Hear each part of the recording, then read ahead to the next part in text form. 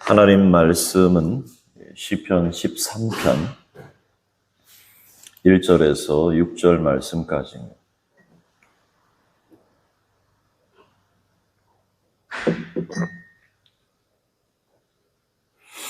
시편 13편 1절에서 6절 말씀 한 절씩 교독하겠습니다. 여호와여, 어느 때까지니이까? 나를 영원히 잊으시나이까? 주의 얼굴을 나에게서 어느 때까지 숨기시겠나이까? 나를 영원히 번민하고 정일토록 마음에 근심하기를 어느 때까지 하오며, 내 원수가 나를 주며 자랑하기를 어느 때까지 하리까? 여호와 내 하나님이여, 나를 생각하사 응답하시고 나의 눈을 밝히소서. 두렵건대 내가 사망의 잠을 잘까 하오며, 두려울건대 나의 원수가 이르기를 내가 그를 이겼다 할까 하오며, 내가 흔들릴 때에 나의 대적들이 기뻐할까 하리라. 나는 오직 주의 사랑을 의지하여 싸우니 나의 마음은 주의 구원을 기뻐하리이다. 내가 여호와를 찬송하리니 이는 주께서 내게 응답을 베푸심이로다. 아멘. 13편은 절망 속에 던져진 다윗이 오랜 기간 중에 하나님께 올려드린 기도입니다. 다윗은 위대한 장군이었고 그리고 영광스러운 왕이었다라고 하는 사실을 생각해 보면 그가 이토록 많은 기도와 탄식으로 하나님 앞에 기도를 올렸다는 사실이 참 놀랍습니다. 오늘 시의 배경을 시사해 주는 절은 3절 말씀이 있습니다. 시인은 주님께 나의 눈을 밝히소서라고 구하면서 내가 사망의 잠을 잘까 두렵다라고 말합니다. 그는 죽음을 두려워합니다. 그는 분명 거의 죽음에 가까워 있고 그리고 건강을 잃었고 병에 걸렸음을 우리가 짐작할 수 있습니다. 이런 상황에서 다윗은 1절과 2절에 이렇게 기도를 시작합니다. 여호와여, 어느 때까지입니까? 나를 영원히 잊으시나이까? 주의 얼굴을 나에게서 어느 때까지 숨기시겠나이까? 나의 영혼이 번민하고 종일토록 마음에 근심하기를 어느 때까지 하오며, 내 원수가 나를 치며 자랑하기를 어느 때까지 하리리까? 여호와여, 어느 때까지입니까? 언제까지입니까? 언제까지입니까? 이렇게 4번이나 다윗은 반복하고 있습니다. 완전한 유기, 하나님이 버리셨다. 이러한 생각 속에 오랫동안 다윗은 고통하고 있는 것입니다. 하나님은 우리에게서 그의 얼굴을 숨기시는 분이시고 우리가 그의 얼굴을 뵙는 것이 참 쉽지 않아요. 그래서 여기에 그리스도인의 탄식과 때로는 절규가 있습니다. 아무리 기도해도 아무리 기다려도 응답하지 않고 아무 말씀하지 않는 그 하나님의 얼굴을 숨기시는 것을 볼 때 우리 그리스도인은 탄식할 수밖에 없다는 그런 생각이 듭니다. 다윗의 가장 큰 고통은 하나님으로부터 버림받은 그 느낌입니다. 그것이 하나님의 진노라고 느껴졌고 그리고 그것이 하나님께로부터 자신이 분리되었다.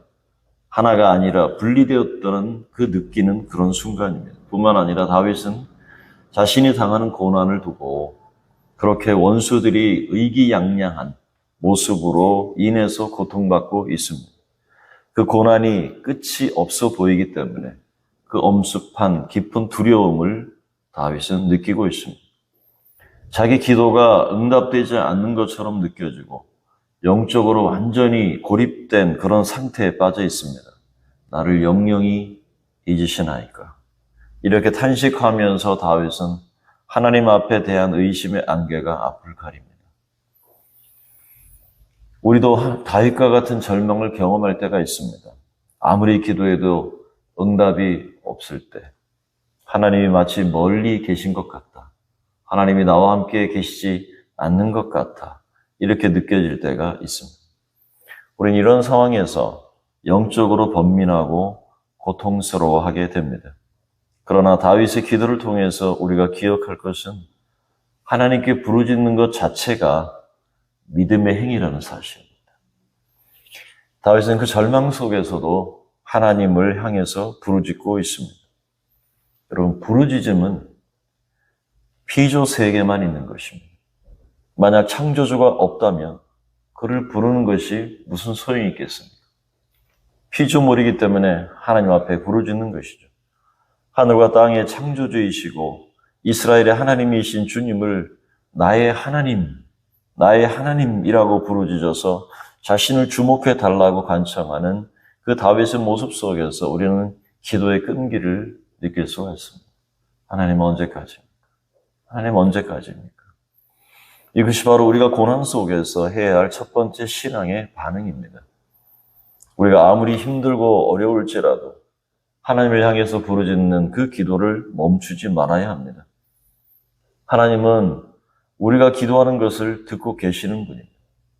하나님, 우리가 기도할 때 때로는 침묵하시는 것 같지만 그 침묵 속에서도 하나님은 일하고 계신다.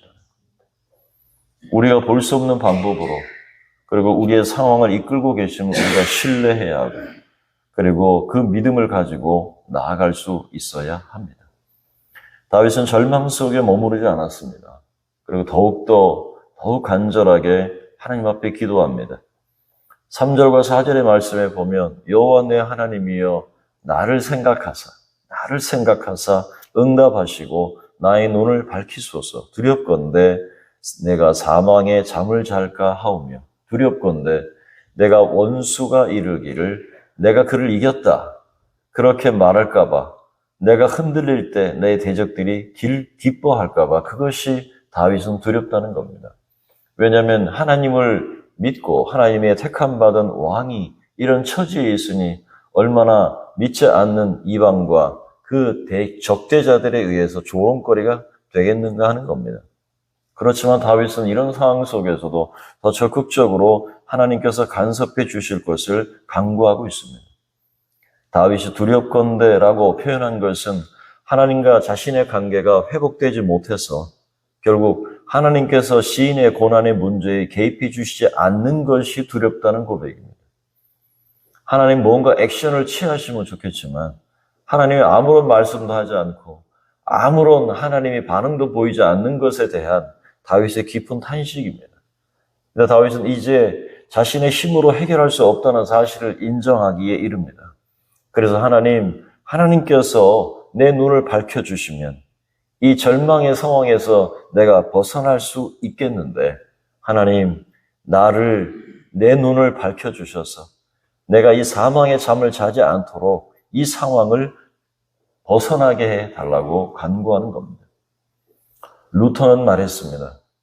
희망은 절망하며 절망은 희망한다.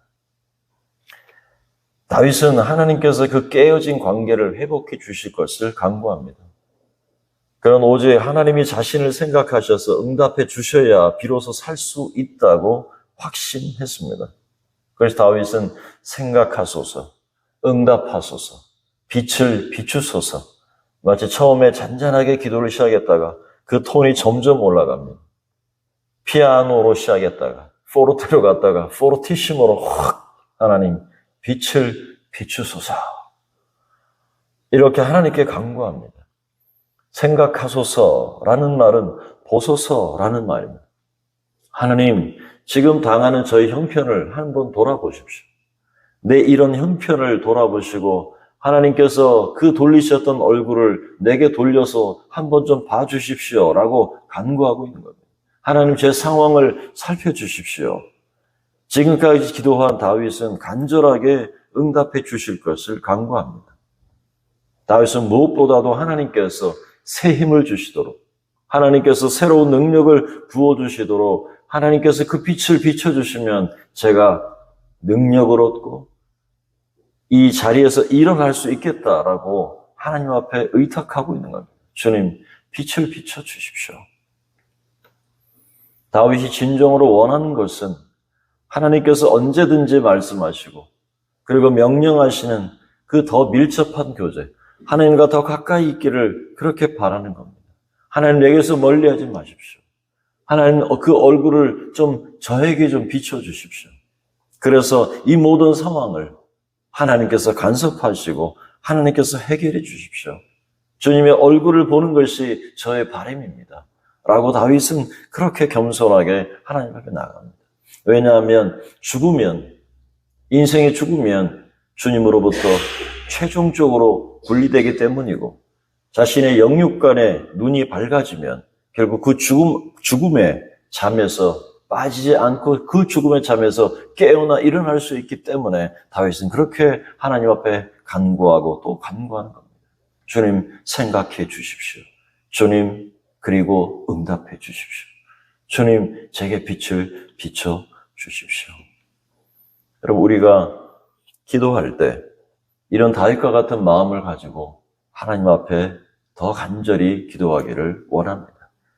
우리의 힘으로는 할 수 없지만 하나님께서 함께 하시고, 그리고 주의 얼굴을 우리에게 비춰주시면 모든 문제가 해결되고, 원수들의 희망은 절망이 되고, 우리의 절망은 희망이 될 줄로 믿습니다. 다윗은 이런 상황 속에서 주님에 대한 믿음을 고백합니다. 5절과 6절에 나는 오직 주의 사랑을 의지하여 싸우니 나의 마음은 주의 구원을 기뻐하리이다. 내가 여호와를 찬송하리니 이는 주께서 내게 은덕을 베푸심이로다. 라고 시를 마무리합니다. 13편에서 가장 놀라운 것은 다윗이 고난 속에서도 여전히 하나님의 사랑을 확신하고 있다는 것. 하나님을 향한 그 사랑과 구원을 확신하고 그 주님에 대한 믿음을 고백하고 있다라고 하는 것입니다. 아무리 절망스러워도, 아무리 앞이 캄캄해도, 아무리 앞이 안개가 자욱하게 끼어 있어도 하나님 앞에서 그 사랑, 그리고 하나님이 나를 구원하실 것을 확실히 믿고 절망하지 않고 그 끝까지 주님에 대해서 믿음으로 붙드는 그 믿음의 고백을 드리고 있는 이 다윗의 모습이 참으로 놀라운 것입니다.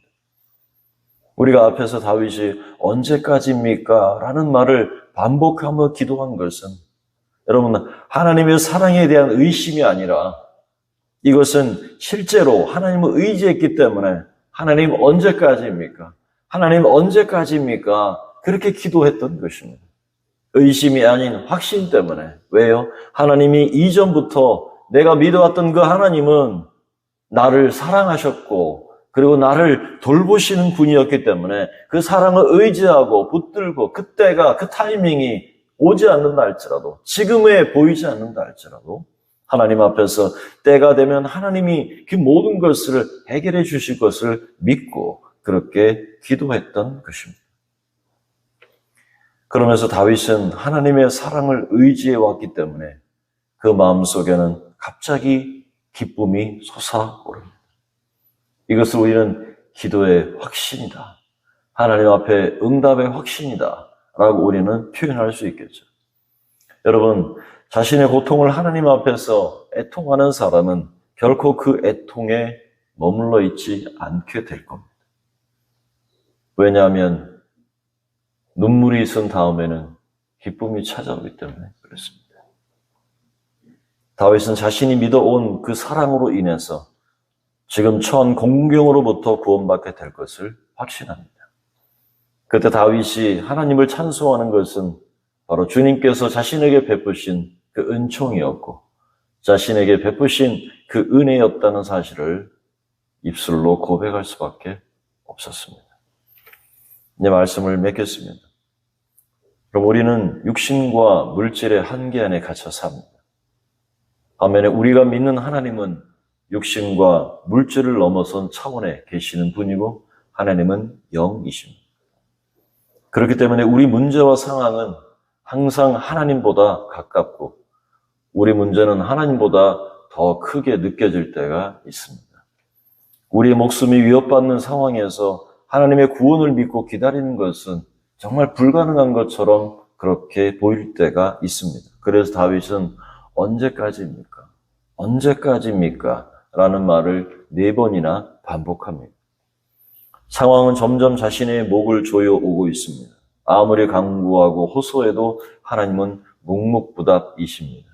자신의 상황을 모르실 리가 없는데 왜 이토록 오래 침묵하시는지 알 수가 없습니다. 하지만 다윗은 하나님께 호소하는 것을 포기하지 않았습니다.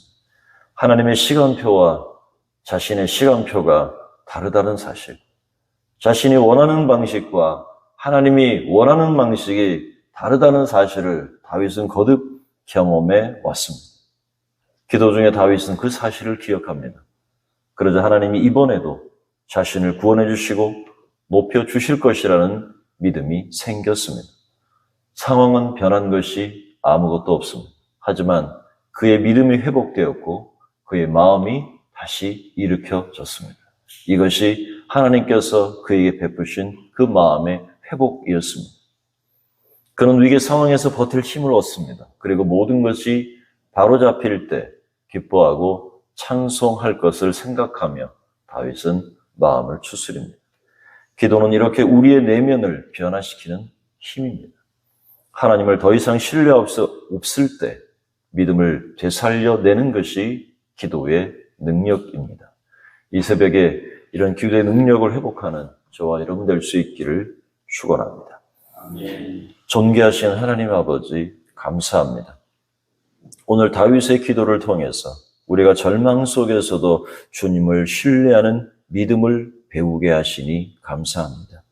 우리가 기도할 때에 주님께서 우리의 부르짖음을 들으시고 그 하나님의 선하신 계획 속에 내 타임이 아니라 하나님의 완벽한 완전한 그 타이밍에 응답하실 것을 믿습니다. 우리에게 어떤 어려움이 찾아오더라도 주님의 사랑을 의지하며 주님의 구원을 우리가 기뻐하며 잔잔히 기다리며 주님 앞에 나아가 주께로부터는 위안과 소망과 위로와 평강을 얻는 이 새벽이 되도록 은혜 더하여 주시옵소서.